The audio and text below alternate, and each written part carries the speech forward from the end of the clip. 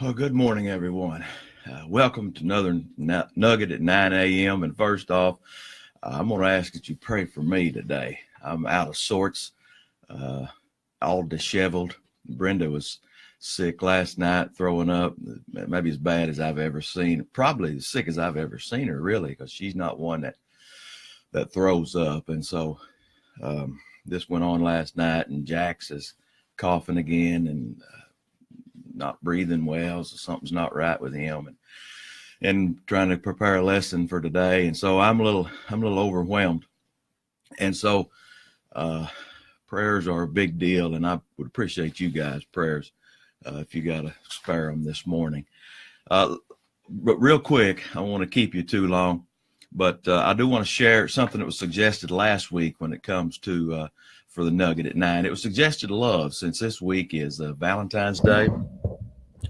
And I thought that was appropriate. And so real quick, I want to tell you the biggest problem I guess we have with love as Americans, as English speaking people, is we only have one word for it.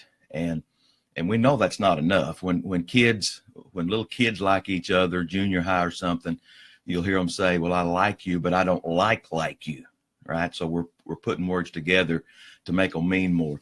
Or you'll hear somebody say, maybe after they've dated someone a while, I love him, but I'm not in love with him. And so they say these things that don't make sense. And the reason it is we only have one word that means love, guys. And it's a complex word with so many more.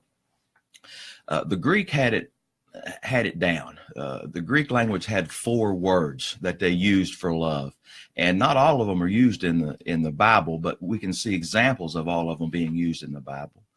But when you look at that context of there being 4 words that mean love, you can understand it better. And if you understand it better, you can apply it to your life better.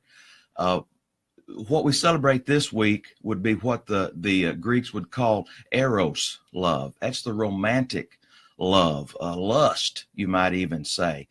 And unfortunately, that's the love, eros love. That's the one that is constantly marketed to us by Hollywood, by our media, by the things we read, the things we observe. We're constantly marketed eros love. The Bible does not even talk about eros love. It's not even mentioned in the New Testament. In the Old Testament, we see examples of it from the Song of Solomon. We see that type of love on display there. New Testament doesn't mention eros love. Why is that? It's because we don't need trained in eros love. We need to know how to control it. It's a natural, God-given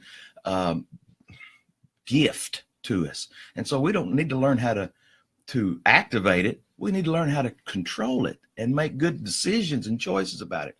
But unfortunately, if a kid grows up and don't know anything else but eros love, that kid becomes a man or an adult woman who knows nothing else but eros love.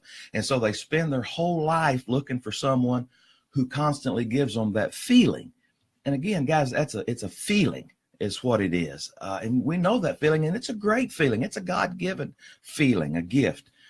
But that's not true love. And so you can see how someone would go from relationship to relationship, from one thing to another, constantly looking for something to make them feel that love, because they're not looking for true love. That's one of the words that the Greeks used for love was eros. Another one was storge. Storge is a love that I can't explain to you, but if you've got kids, you know about it. You know what it is. When a child is born, that immediate love you have for them is what the Greeks would call a storge love. It's the type of love, and a lot of you'll understand this, it's the type of love that lets you talk about your family, but nobody else can talk about them. You know what I'm saying? You understand that kind of love? You may talk about what kind of scoundrels they are, but somebody else better not be talking about my family. That's because you have the storge type love for your family. That's another word that the Greeks used. A third word that the Greeks used for love was philia. In short, we know that as brotherly love. If you think about Philadelphia, the city of brotherly love, it comes from that Greek word with the origin philia. I have love for a lot of you guys like that. That is a close friend. In the Old Testament, we see Jonathan and David with that type of love, that type of brotherly love described. That'd be a storge, a philia type love. So that's the third type. Now the fourth type, now this is true love. This is agape love. And you guys have all heard that word, the term agape, agape love. It's a love that's almost invented by God himself. It's a selfless love. It's a sacrificial love. It's a love of giving. It's a love that gives, but doesn't expect anything in return. It's a love of choice. That's the big thing about it, guys. You make a choice to love someone. You make a choice to do the right thing towards your spouse, towards your husband, or towards your wife. You show them agape love. And when you keep doing that, when you apply agape love in your life, when you make the right choice and make the right decision, that love for your husband, for a wife, it grows and it encompasses all the other types of love together. But it's built first and foremost on agape, on a selfless, sacrificial, a love that's not tied to emotion. That's why when Jesus said, love your enemies, hadn't you ever thought that's, what's he talking about? How can I possibly love my enemies? He's not saying you have emotional attachment to your enemies. He's saying agape love your enemies. You make a choice to do the right thing toward them, not an emotion. It's a choice of love, and that's what agape is. I can't let you go, guys, without showing you something from a couple of years ago when it comes to Valentine's Day. Valentine's Day is a huge marketing ploy to promote Eros love, okay? Well, my good friend Chris Eubanks always, I wouldn't say made fun of me when I try to explain Greek words, but, I put them in Arkansas language. I want you to know the meaning more than how to pronounce it. But Chris would always correct me on the pronunciation. And so I want to share something with Mr. Love himself, Chris Eubanks.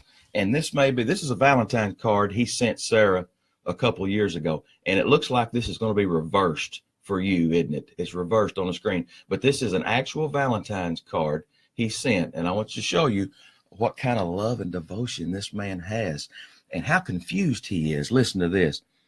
It says, I'm going to read it, and this is what was printed. He says, you're everything I always wanted in a man and everything I'll always love. Happy Valentine's Day. Now, this was Chris's to Sarah.